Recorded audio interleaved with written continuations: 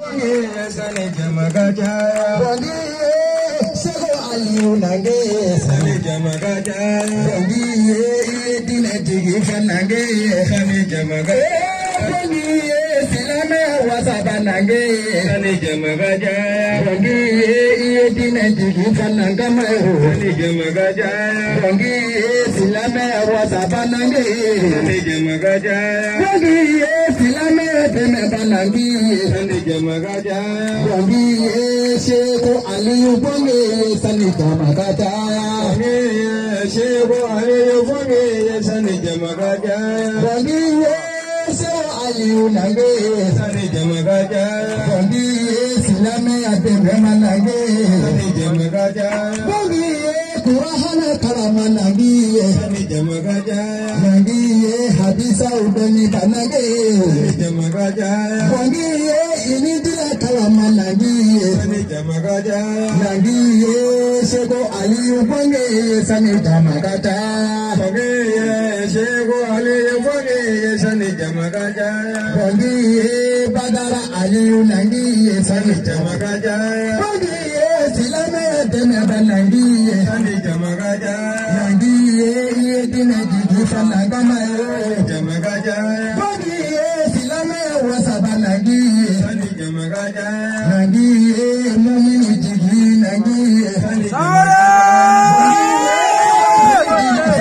jamagaja, Rangi Bani Jigi Fanangi, Sani jamagaja, Rangi Sheko Aliyu Bonge, Sani jamagaja, Sheko Aliyu Bonge, Sani jamagaja, Rangi Badara Ali Nange, Sani jamagaja, Rangi Zainabu Shurute Nangi, Sani jamagaja, Rangi Aisha Shurute Bonge, Sani jamagaja, Rangi Surisu Buranga Nange, Sani jamagaja, Rangi Mama Shurute Nangi, Sani jamagaja, Rangi Dinetigi Fanangama, Sani jamagaja, Rangi Sheko Aliyu Bonge, Sani jamagaja, Rangi Sheko Aliyu Bonge, Sani jamagaja, Rangi Dinetigi Fanangi, Sani jamagaja, La ilaha illallah, La ilaha illallah,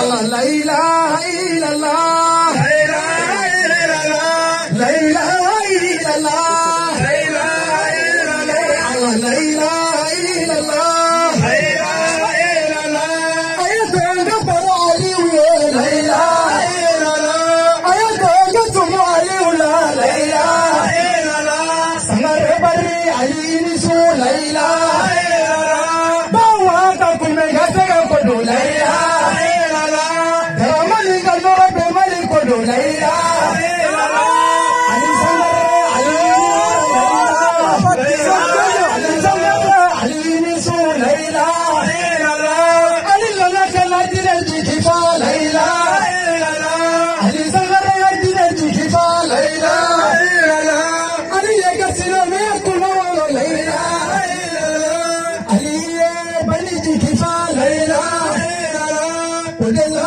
Bikuma Aliyu, La ilaha illallah, Kunangindini Yeti Alamo, La ilaha illallah, Bagada Fala Badara Aliyu, La ilaha illallah, Bagada Fala Aliyu, La ilaha illallah, Awliya Dallara Tigla, La ilaha illallah, Awliya Dallara Tigla, La ilaha illallah, Ali Bangla Siragorade, La ilaha illallah, Ali Tigira Bamako, La ilaha illallah, Bamako Kadabula, La ilaha illallah, Ali Bagadina Jadiu Deke, La ilaha illallah, Haydara Yawadi Alima, La ilaha illallah, Sifu Yukalo Aliyu Jama, La ilaha illallah, Ali Sangare Khadina Bara, La ilaha illallah, Jaja Jagabi Alila, La ilaha illallah, Jaja Jagabi Alila, La ilaha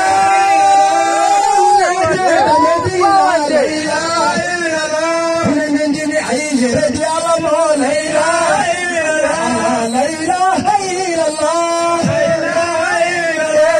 La ilaha illallah, Sangare Bari, Bismillah.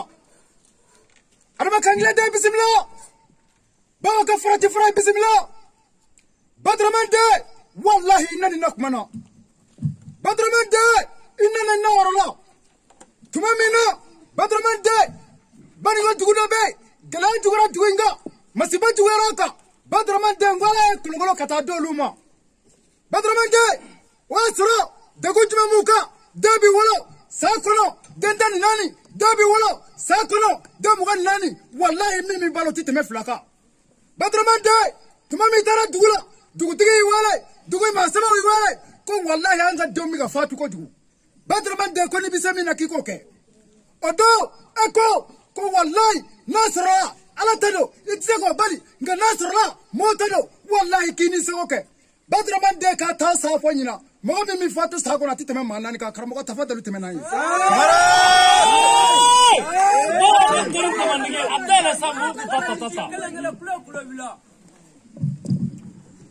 Sa aslamo abenga nyo siri ame fatiata nga barado. Sangare. أعوذ بالله من الشيطان الرجيم. آمين. بسم الله الرحمن الرحيم. آمين. الحمد لله رب العالمين. آمين. الرحمن الرحيم. آمين. مالك يوم الدين. آمين. إياك نعبد وإياك نستعين. آمين. اهدنا الصراط المستقيم. آمين. صراط الذين أنعمت عليهم. آمين. غير المغضوب عليهم ولا الضالين. آمين. اللهم صل على سيدنا محمد. آمين. الفاتح لما أغلق. آمين. والخاتم لما سبق. آمين. ناصر الحق بالحق. آمين.